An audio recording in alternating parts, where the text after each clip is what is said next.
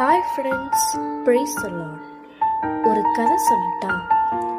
ஒரு பையனும் அவன் அப்பாவும் சாப்பிட கடைக்கு போனாங்க.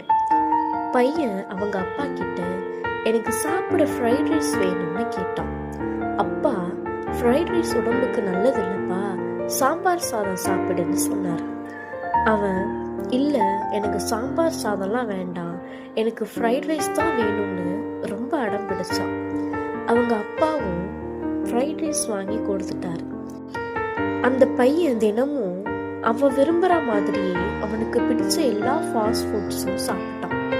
பீட்சா, பர்கர், ஃப்ரெஞ்ச் ஃப்ரைஸ் இப்படின்னு ஒவ்வொரு நாளும் அவனுக்கு பிடிச்ச உணவை மட்டும்தான் சாப்பிட்டான். அவனுடைய அப்பா அவன் உடம்புக்கு ஆரோக்கியமான உணவு எல்லாத்தையும் கொடுத்தாரு. ஆனா அப்பா விருப்பத்துக்கு ஏற்ற மாதிரி அவன் சாப்பிடல. அவனுக்கு என்ன பிடிச்சிருந்ததோ அதை தான் அவன் சாப்பிட்டான். கொஞ்ச நாள்லயே அவனுக்கு உடம்புல நிறைய பிரச்சனை வந்தது. ஹாஸ்பிட்டல்ல போய் அட்மிட் ஆகிற சூழ்நிலை வந்துருச்சு. அப்பா ரொம்ப ஃபீல் பண்ணி சொன்னாரு, உடம்புக்கு ஆரோக்கியமான உணவை சாப்பிட்டாதான் உடம்புக்கு ரொம்ப நல்லதுப்பா.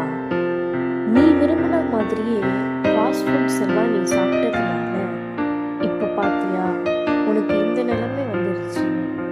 இனிமேலாவது நான் கொடுக்கிற நல்ல உணவுகளை சாப்பிடு, அப்பதான் உடல் ஆரோக்கியமா இருக்கும் அப்படின்னு சொன்னார். அன்னைக்குதான் அந்த பையன் புரிஞ்சுக்கிட்டான், நம்ம விருப்பத்துக்கு ஏற்ற மாதிரியே நம்ம இருக்கக்கூடாது, அப்பா சொல்றதை கேட்டு நடக்கணும். இந்த கதையில இருந்து நம்ம என்ன புரிஞ்சுக்கலாம்னா, நம்மளும் இப்படிதான் ஃப்ரெண்ட்ஸ், வாழ்க்கையில நம்மளோட விருப்பத்தையே நிறைவேற்றணும்னு நினைக்கிறோம். நம்ம கண்ணுக்கு எது அட்ராக்டிவா இருக்குதோ, நமக்கு எது பிடிச்சிருக்குதோ அதை தான் நம்ம செய்யணும்னு நினைக்கிறோம். ஆனா நம்மளுடைய வாழ்க்கையில நம்ம ஏசப்பாவினுடைய விருப்பத்துக்கு ஒப்பு கொடுத்தோம்னா, அவருடைய விருப்பத்தை நம்ம வாழ்க்கையில நம்ம நிறைவேற்றணும்னா, நம்மளுடைய வாழ்க்கை நல்ல ஆசீர்வாதமா ஆரோக்கியமான ஒரு வாழ்வாக மாறும்.